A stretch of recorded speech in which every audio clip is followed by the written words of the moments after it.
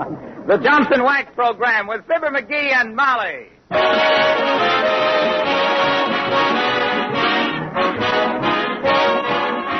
The makers of Johnson's Wax and Johnson's Self-Polishing Glow Coat present Marion and Jim Jordan as Fibber McGee and Molly with Jimmy Shields and Billy Mills Orchestra. The show opens with Hi-Ho.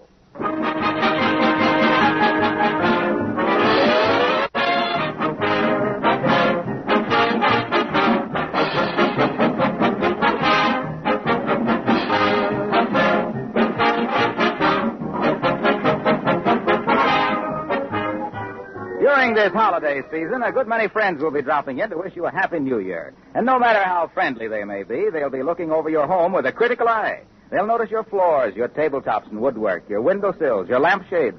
Now, if all these things are wax protected, you'll receive their compliments, because the cleaning coat of genuine Johnson's Wax adds rich beauty to your home, keeps dirt and dust from collecting, wards off scratches and smudgy fingerprints. The most careful housekeepers have discovered that genuine Johnson's Wax is the easy way to keep their home spick and span, at the same time saving many hours of work throughout the year.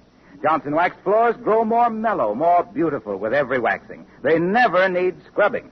Johnson Wax furniture and woodwork is easy to keep clean, is protected against stains and dirty fingerprints. You'll find 100 extra labor-saving uses for Johnson's Wax listed right on the package. You can buy this famous wax polish in either paste or liquid form. Order some tomorrow.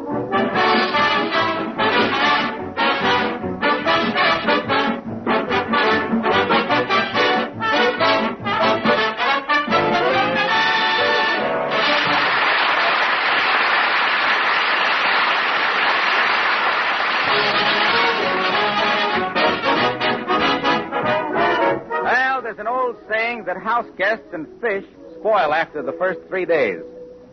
But Fibber's Uncle Sycamore must have had a head start, because here at the railroad station, waving goodbye to the old miser, who after a 2-day stay has just boarded the train for home, we find Fibber McGee and Molly.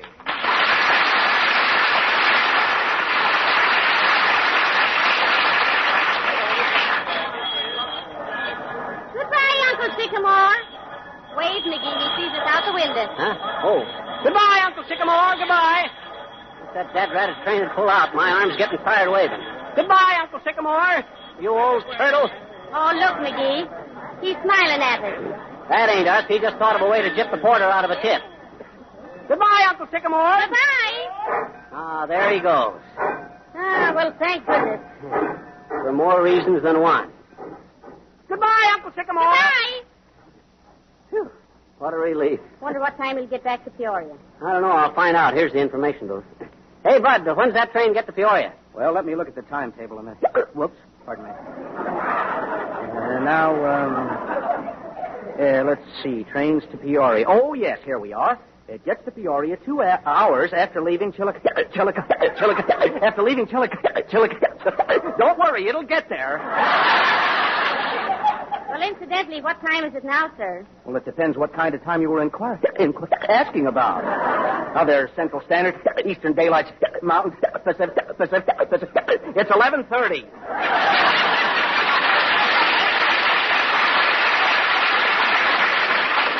Oh, thanks, Bud. We should have saved that guy for next week, Molly. Yeah. He'd sound more natural the day after New Year's. Well, come on, let's go home. Oh. Sorry, little girl. That's okay, mister. What you doing down here? You're a little young to be interested in traveling salesmen. I bet I'm not, I bet you. Oh, yes, you are. Oh, no, I'm not. Oh, yes, you are. Oh, no. Gee, do we have to do this every week, mister? I know, not if you quit arguing. I'm not arguing, I bet you. Oh, yes, you are. Oh, no. There we go again. Now, look, sis, all I said was you're not interested in traveling salesmen. I am interested in traveling salesman because my daddy is one and I'm waiting for him, I bet you. Oh, well, why didn't you say so? You didn't ask me. Huh? Oh, well, no, I guess I didn't. Didn't what? Didn't ask you. Ask me what? Huh? I said you... Oh, let it go. Run along and meet your daddy. Okay, I guess I better. We got a wire for him and he's awful upset, I bet you. Oh. Somebody stole his briefcase off the train. Oh, they did, eh? They stole his briefcase, eh? Gee, did they? Dad Rabbit, you said they did. Sure they did. And there was a fortune in it, too, I bet you. And then some. Oh, boy, what does your old man sell? Diamonds? No magazines. How could there be a fortune in them things? Well, there was, I bet you. There was a Colliers, a pickle at the time it clicked, and the fortune. Well, so long, mister.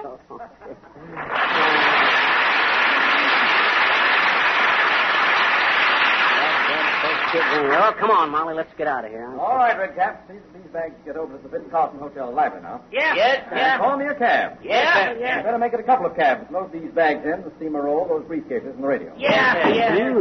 Get a load of Mr. Big. Who does he think we think he is, anyway? Well, I guess that's all, boys. Here's $10. Split that up among you. Wow, let's go. Oh, boy, $10. Hey, Bud, let me carry a couple of them bags. McGee, come back here. Shame on you. Dad Rabbit, Molly, can't I pick up an honest penny without For you? heaven's sakes, will you be quiet? I know that man. What? You do? Why, sure. How come you know a big shot like that there? Well, he wasn't a big shot when I knew him. He was only... Oh, dear, he sees me. I beg your pardon, but aren't you Miss Driscoll of Peoria? Otis! Molly. Oh, my, isn't this amazing? Fancy running into you here. Oh, it's been so long. Pardon me, folks. Well, it's just... I never would have believed it. Hey, You haven't changed a bit. All right. Here's a quarter for a cup of coffee. Now run along, Sonny.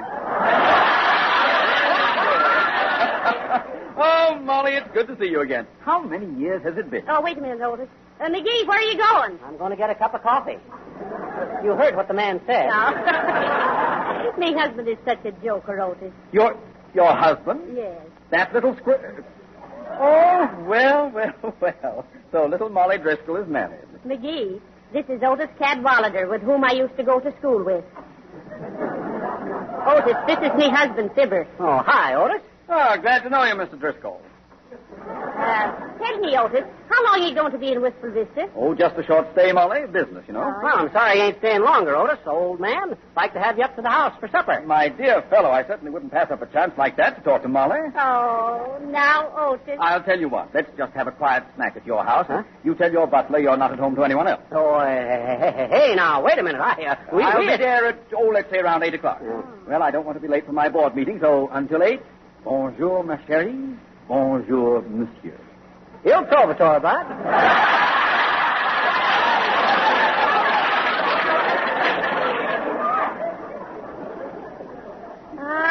My. Think of meeting Otis Cadwallader right here in Wistful Vista, of all places. Yeah, I guess they're kind of letting the bars down on immigration these days. Now, you stop talking that way, McGee. Otis is a very nice man. Not only that, I almost married him. What? Well, let me be the first to congratulate you on getting me instead. Or am I the first? McGee, did you hear what he said about our butler and all? He thinks we're... how can we entertain a wealthy man like Otis with... No, Molly, don't you worry about a thing. I'll fix everything. We can borrow some silver from Mrs. Uppington, dilly the house up a little, and I'll get us a butler if I have to hire Arthur Treacher. Oh. Come on, let's take a cab. No, let's walk. I can think better on my feet. On or with? Huh? Oh. Well, come on, we got to hurry home, Al.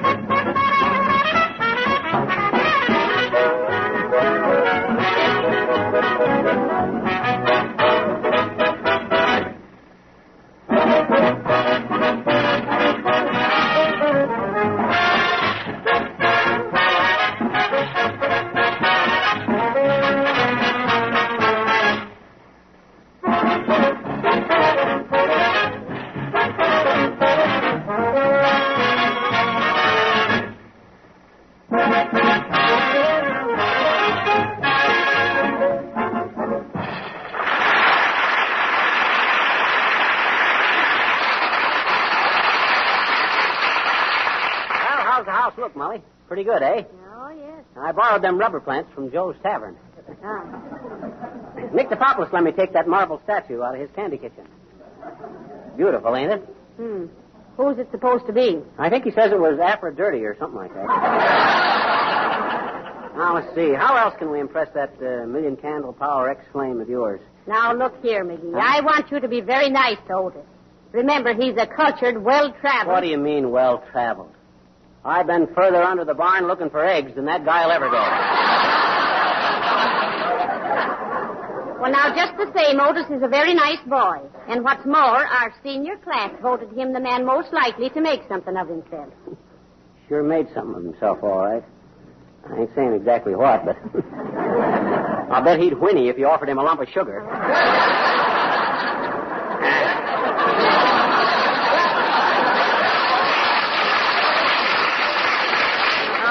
All right. I thought you were going to help me, and here you are. Come in. Oh, there, Mrs. McGee. Hello there, Fibber. Oh, it's Mr. Gildersleeve. How do you do, Mr. Gildersleeve? Did you have a nice Christmas? What do we care whether he had a nice Christmas or not? Oh, my. Any guy that'd take the attitude you did, Gildersleeve, over me shoveling off your sidewalk. McGee, that's what I came over here for. Oh, yeah? All Christmas Day, I was thinking this thing over. I came to the conclusion that I had been entirely wrong. It was a very neighborly thing for Fibber to shovel off my sidewalk. Yeah, and I used my own show snubble, too. Well, I was wrong to quarrel about it. I want to apologize. Shake hands, McGee. Well, McGee, shake hands. Okay, Molly, shake. No, not with me, with Mr. Gildersleeve. Oh, now, look here now. I don't want to go for any more stuff. All right. Forget it, Gildersleeve. Thank you, McGee. And I hope I can make it right with you some way. I'll do anything you say to make amends. Oh, shucks. Gildersleeve, you don't have to... Hey, wait a minute. You say you'll do anything? Just name it. Anything. Okay, Gildersleeve. You're a butler. Oh, wonderful, McGee. Butler? I don't understand, McGee. Look, Gildersleeve, we got a guest coming. A big shot, see? And we'd like to make a good impression on him. So you're going to act as our butler. No, wait a minute, McGee. Seems to me you're taking advantage of the situation. Now you promised, Mr. Gildersleeve. You betcha. Oh, dear. Well, all right. When do I start? As soon as you can get ready. We want you to serve dinner. And remember, don't you cross us up. You go through with this all the way, see? McGee, when Throckmorton P. Gildersleeve makes a promise, there's no more to be said. Oh, my. I'll be the perfect butler. I'll go further than that. I'll go to a costume company and rent a uniform. By George, this might be fun after all. A butler. I'll be right back, McGee.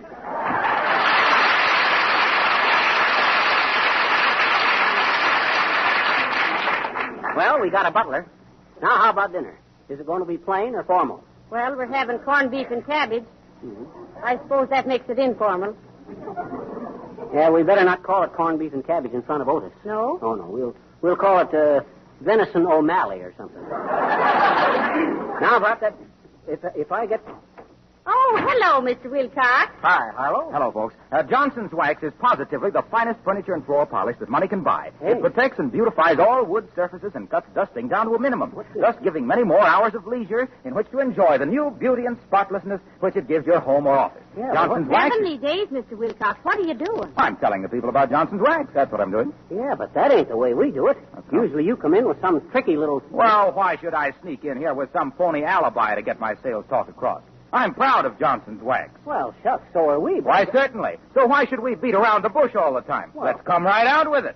Johnson's Wax is a great product and doesn't need to crawl into its own show with false whiskers. Oh, sure. Remember, folks, Johnson's Wax at your nearest dealer. So long, kids.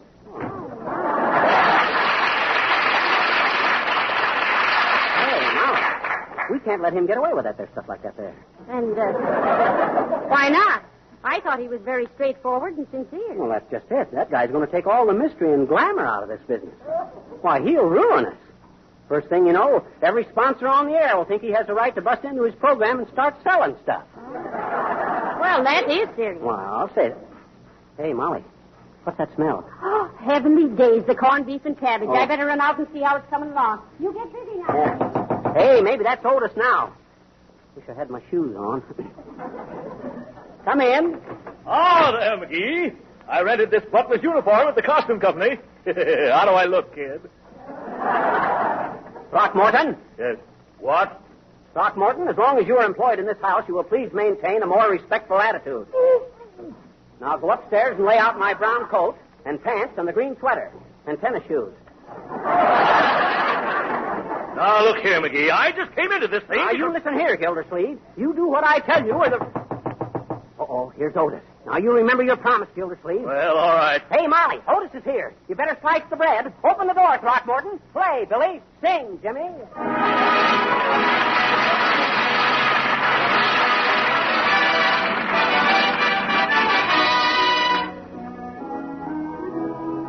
I didn't know what time it was then I met you. Oh, what a lovely time it was. How sublime it was too. I didn't know what day it was.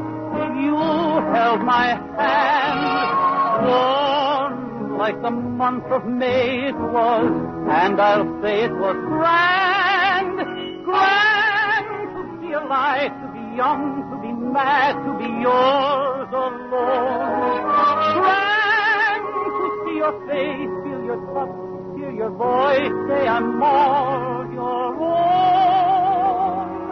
I didn't know what year it was. Life was no prize. I wanted love, and here it was, shining out of your eyes. I'm wise, and I know what time it is now.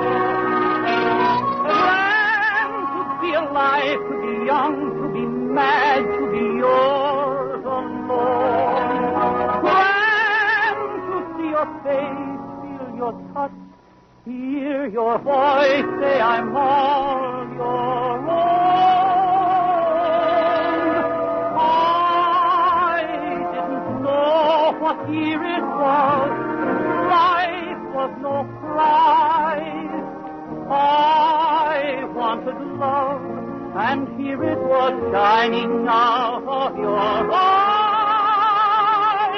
I'm wise, and I know what time it is now.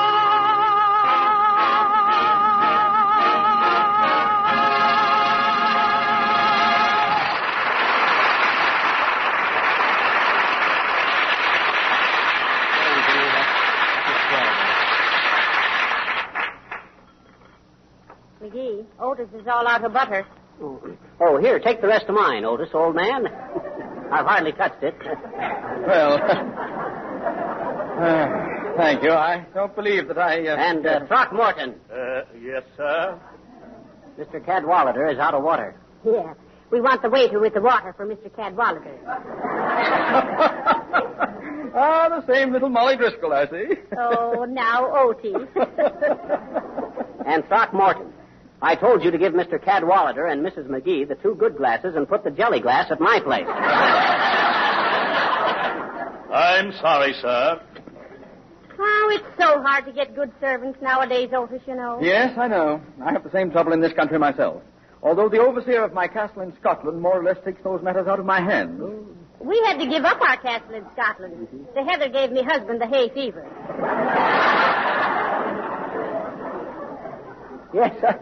Throckmorton. Yes, sir. Run out to the icebox and get Mr. Cadwallader another olive.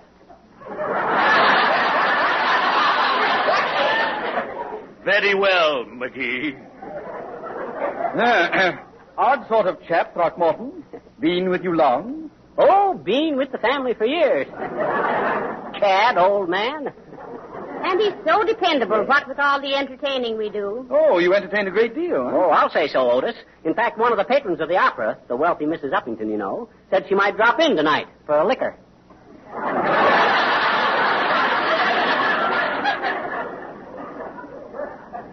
Liquor, dearie. You see, Otis, so many of our friends are in the box that... In the box? Yeah, you know. Well-heeled. Plenty of guilt. You know. Beg pardon, sir. Your olive.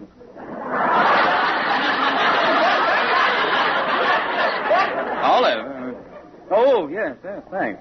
Throckmorton, that's no way to serve an olive with the sugar tongs. Sorry, madam. I couldn't find the ice pick.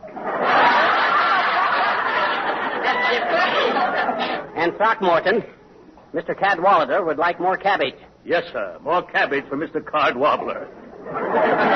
Cadwallader. Yes, ma'am. A charming neighborhood, this, Molly.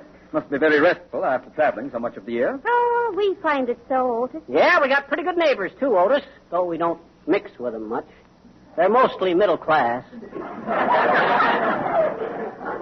Give Otis a toothpick, Molly. This Dublin duck is kind of tough. Yes, Otis, we got pretty nice neighbors. All except the one next door. A bloke named Gildersleeve. McGee, be careful. Beg pardon, Mr. McGee. Your elbow. Huh? It's in the mustard again.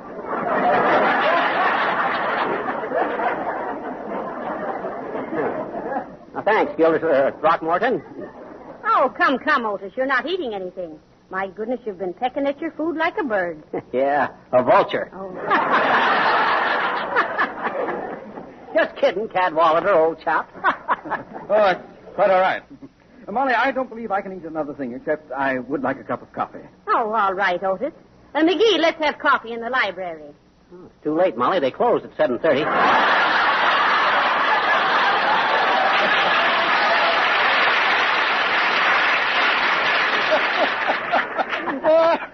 Oh, that's excellent, Fido. Excellent. Oh, no. Fido. It's Fibber, Otis. Oh, yes. Fibber. Answer the phone, Throckmorton. Answer it yourself. My feet hurt. Throckmorton. Yes, madam. Sorry, sir. McGee residence? Who? Just a moment, sir. I'll inquire. Beg pardon, Mr. McGee. Somebody about the radio. Oh, tell him I'll pay him tomorrow. Thank you, sir. Don't thank me. I ain't paying you. No, sir. Hello? Yes? No, he refuses to speak, sir. I beg pardon? Oh. Oh, yes. Yes, I see. Yes, I'll tell him about it tomorrow. Yes, thank you, sir. Goodbye. A little more dignity, please, Throckmorton. Yes, madam. Oh, you pardon me, madam. I think I hear the good humor man with the dessert.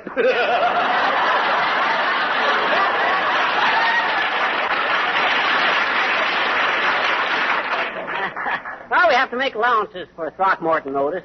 He's been with us so long, he hates the whole family. Throckmorton, answer the door. Yes, madam. Right away, madam. Oh, how do you do, Mr. Gildersleeve? I was hardly expecting to... Beg pardon, madam. Throckmorton is the name. Oh, come, Mr. Gildersleeve. I'd know you anywhere, even with that horrible uniform on. Oh, really, I didn't know I was intruding on a masquerade. Please, Mrs. Uppington.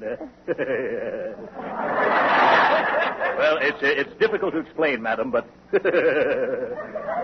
let me announce you, madam. Mrs. Abigail Uppington. Oh, how do you do, Mrs. Uppington? So nice to see you. Well, how do you do, my dear? And Miss McGee? Hi, Uppy. How do you do, Mrs. Uppington? Uppy, shake hands with an old friend of Molly's, Mr. Otis Cadwallader. Oh, how do you do? How do you do? Won't you sit down and have a shot of coffee, Mrs. Uppington? Throckmorton, a demitasse for Mrs. Uppington.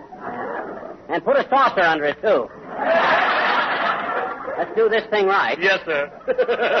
Right away, sir. Oh, please, Mrs. McGee, I can't say, you know. I just wanted to explain why I couldn't loan you my silverware this afternoon. Whoa.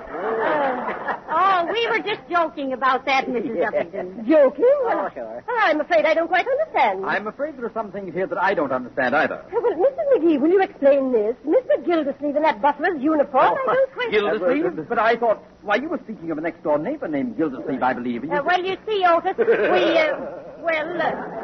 Be quiet, Throckmorton. Throckmorton? Yes. Why, that's Mr. Gildersleeve. I never heard of... Well, I must say I resent being made the victim of such a stupid practical joke, whatever it is. Oh, now wait, Mrs. Uppington, please. It's all very simple. Yes, you certainly are, all of you. Oh. Well, goodbye.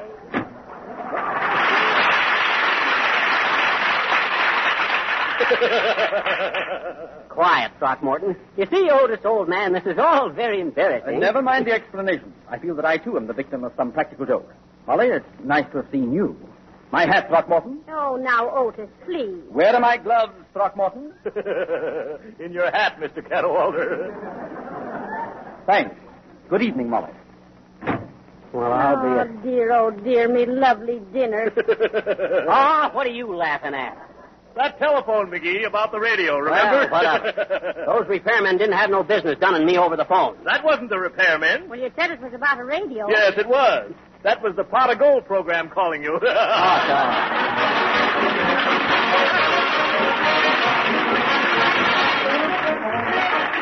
It's hard to realize that we've come to the end of another year and face the beginning of a new one. There will be many resolutions made this week, resolutions to do things better, to try harder, and to be happier.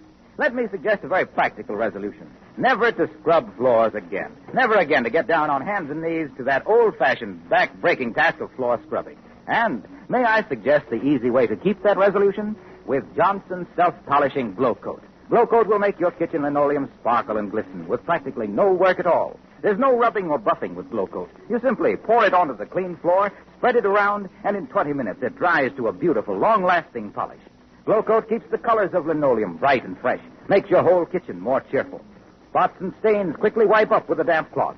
Now, aren't these good enough reasons for resolving to substitute the easy, safe Glow Coat method for tiresome floor scrubbing? Ask your dealer tomorrow for a can of Johnson's self-polishing Glow Coat, spelled GLO-COAT. Sorry, folks, our time is up. Happy New Year. Good night. Good night, all.